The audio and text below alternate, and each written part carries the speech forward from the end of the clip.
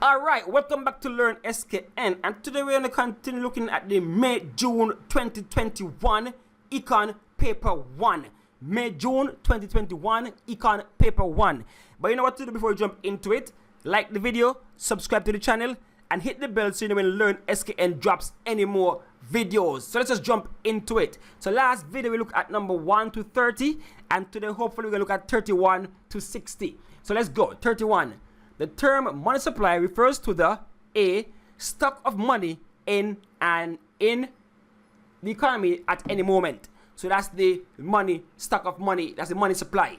The stock of money in the economy at any moment. So that's your currency, your notes, your coins, whatever. That's the money supply. Good, so that's A. 32. Which of the following scenarios represents the formal sector? The formal sector. Let's see what they're talking about here. A. Emma babysits. That's informal. Right? Little pocket money. That's informal. Sandra organized a meeting with 8 other neighbors. A meeting turn. That's like the partner hand kind of vibes. That's informal. That's a little informal sector. The vagrant collects bottles to a sell. Informal. The only formal thing is here that is being taxed and regulated is the recycling plant deposits the money earned on a daily basis on its account at a local bank. So paper trail, so you can tax and things like that, being regulated. So the answer is D. That's the only formal scenario here. 33. Which of the following financial instruments are issued by the central bank on behalf of the government? And so the best answer here, of course, treasury bills. Only the government handle the treasury. And so the treasury bills are those instruments issued by the central bank on behalf of the government. All others are in the corporate world. Corporate bonds, equity, that's shares and stocks and things like that. So the answer is A. 34. Which of the following is a function of the commercial bank? All the rest, A, C, and D, are functions of the central bank and the government. But B, accepting deposits, would be a function of the commercial bank. So it is B. You cannot go into a central bank or even a development bank and say you're depositing any money. They don't operate like that. The answer is B, accepting deposits. That's your Republic banks, your Scotia banks, your First Federals, etc., etc.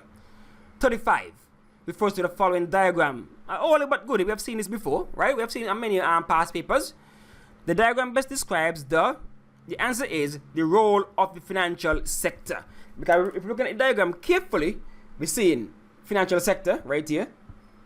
It allows for loanable funds, because when you save, they take that money you save.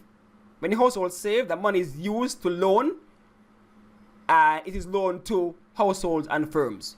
Right? So that's the financial sector in a nutshell right there. They bring borrowers and savers together. So you save, you borrow. 36.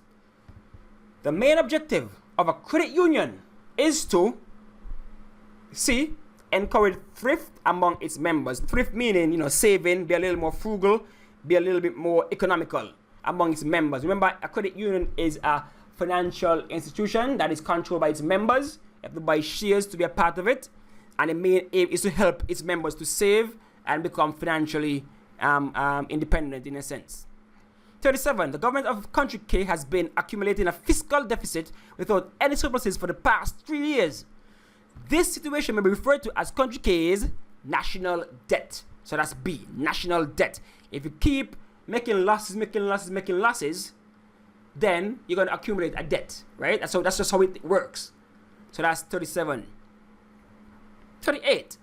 Some Caribbean countries are experiencing a lack of industrialization, a low standard of living, and a high population growth rate. Which of the following terms best describe the economies of these countries? Developed, developing, right? Developing. Developed would be like Europe, America, those advanced nations. Advanced, developed, same thing. Advancing, okay? But the terminology is normally developing. So we have developing nations, all of us in the Caribbean. 39. Which of the following are ways of calculating national income? Remember, there are 3 ways to calculate national income. You have your income method, expenditure method, and your output method. And so we have 1 income method, 2 elasticity method, 3 expenditure method. There's no such thing as elasticity method. Answer, the best answer is 1 and 3, which is B, income method and expenditure method. 40. The type of unemployment which is usually experienced by workers in the hotel industry is known as B, seasonal, because you all know that tourist season is seasonal. When up there cold, they come down and they catch nice weather. When it is warm up there, they go back home. So it's seasonal. People get laid off from hotels. 41. With all other things being equal, ceteris paribus, which of the following will not lead to cost push inflation when increased? Cost push. Now, cost push inflation is where the cost of production is increasing, and as such, the producers will pass on that cost to the customers.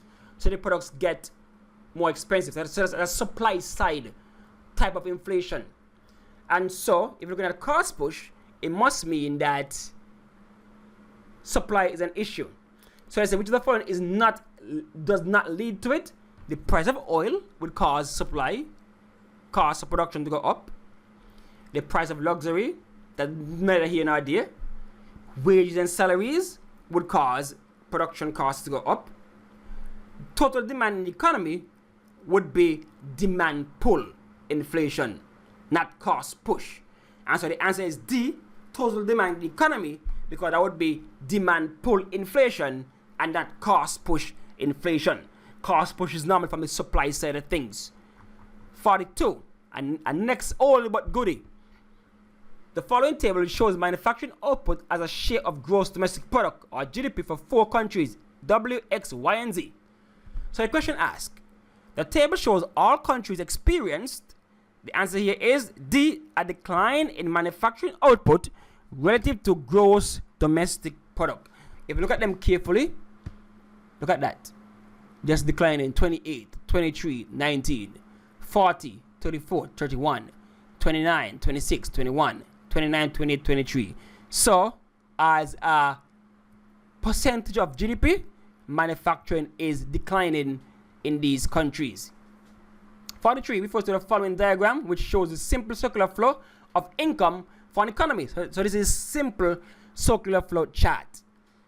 The nominal flow, labeled Y, refer to, so what is Y? So you're coming from the firm, going to the households. And that one is the firm paying the households their income for their labor. And so that would be factor income.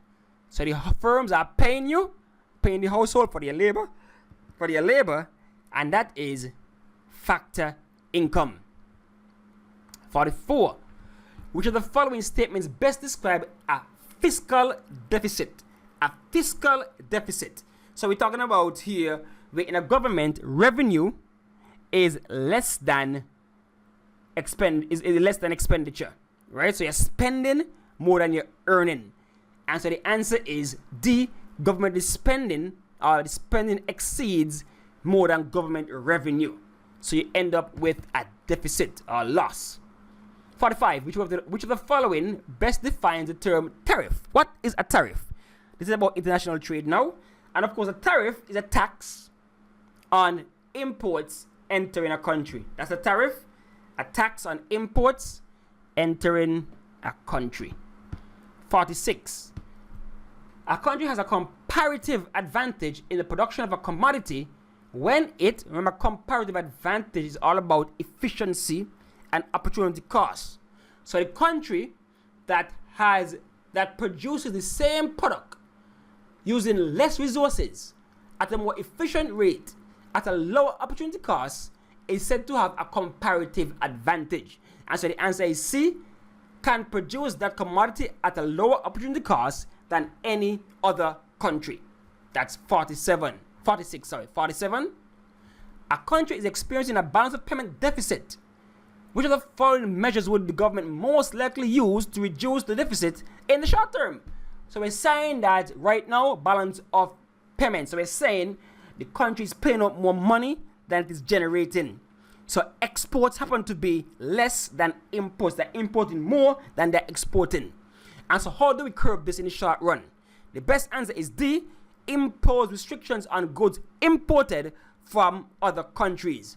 Put a quota, put a embargo or something, but restrictions, import restrictions.